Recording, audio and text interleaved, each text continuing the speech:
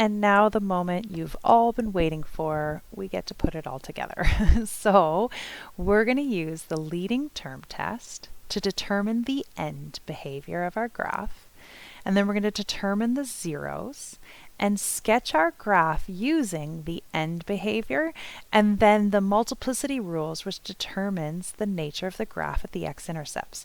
Then I'm going to teach you like another way of doing it, but none of you are going to do it. But I'm going to teach it to you because it's a good way to check to make sure that you've done it correctly.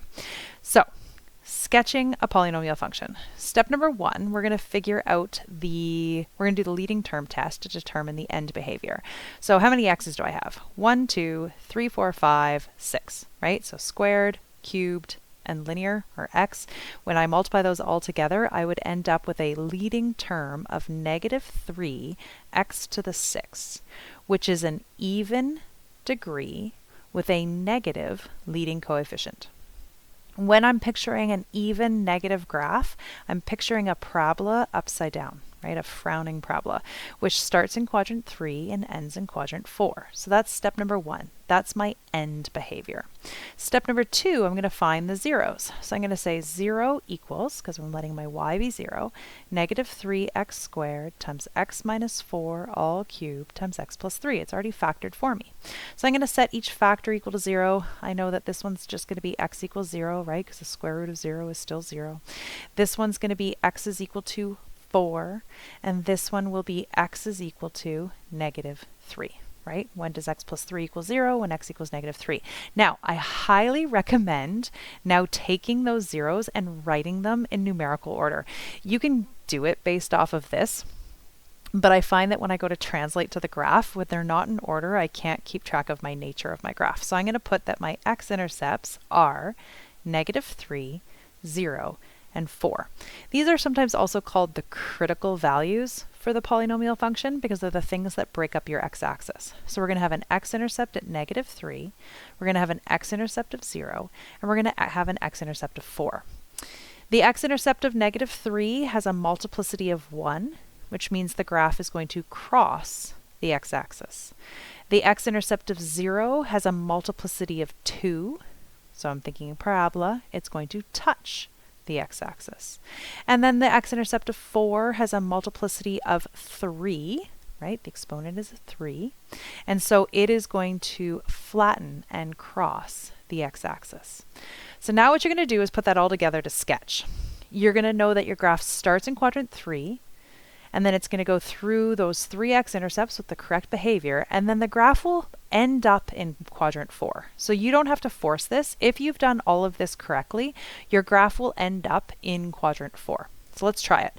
This is a sketch. Again, I can't say that enough. I am not finding any exact values except for my x-intercepts because where we're going with this is to solve polynomial inequalities, which you don't care how high or how low below the x-axis you are, you just care if you're above or below.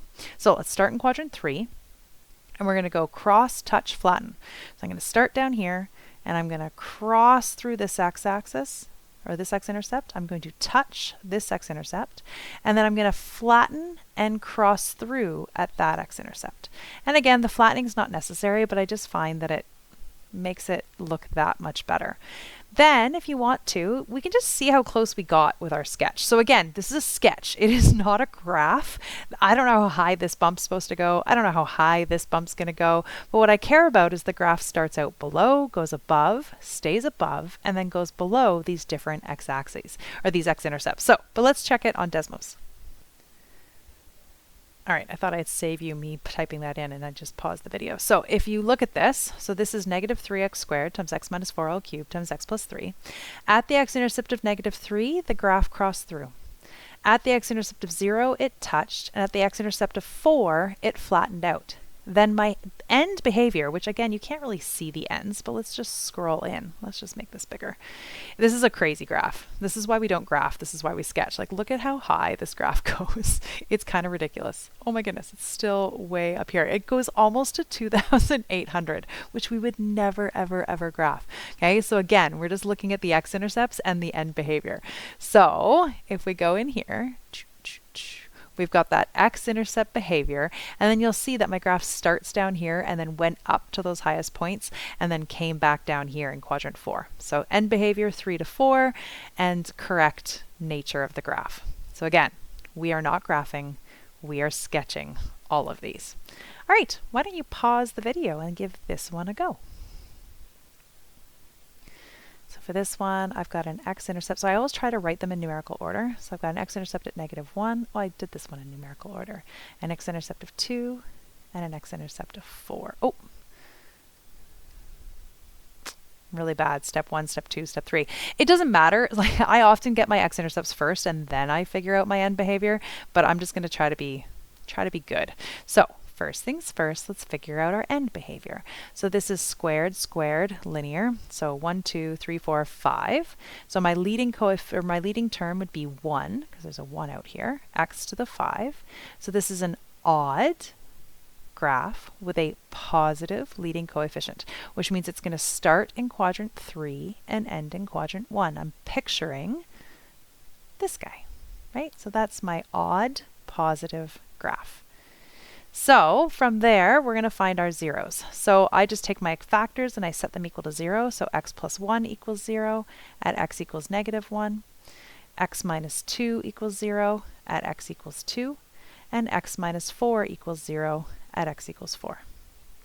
And then we figure out our multiplicity. So this one has a multiplicity of 2, which means your graph will touch. This one has a multiplicity of 2, which means your graph will touch. And then this has a multiplicity of 1, which means your graph will cross. So let's plot those x-intercepts. So we've got -1, 2, and 4. We're going to start in quadrant 3. We're hoping we end in quadrant 1, but let's try it. So we're going to start down here. We're going to touch, touch, cross. Boom! And again, if you want to, you can always double check on Desmos.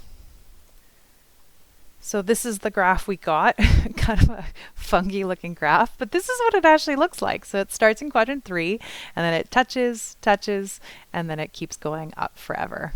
This will make it look more like ours. So we didn't go low enough, but again, it's just a sketch, and that's totally fine. So I find that most people are going to graph using this multiplicity, but there's another thing that you have to know when we are talking about graphing. And that's another method. But I'm going to leave that for another video. So why don't you go and try these questions on sketching polynomials, and then we'll come back in another video and do the other method and relate it to the intermediate value theorem.